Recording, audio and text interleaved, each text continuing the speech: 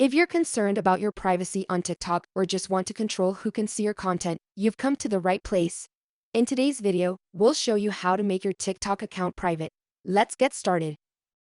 First things first, open your TikTok app on your device.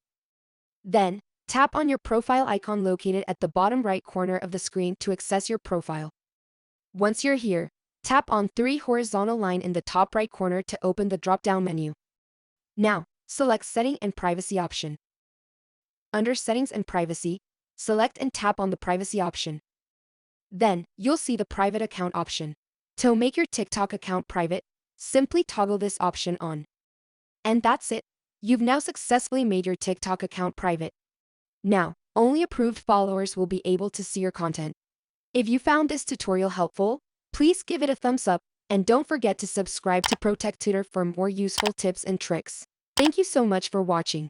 See you in next video.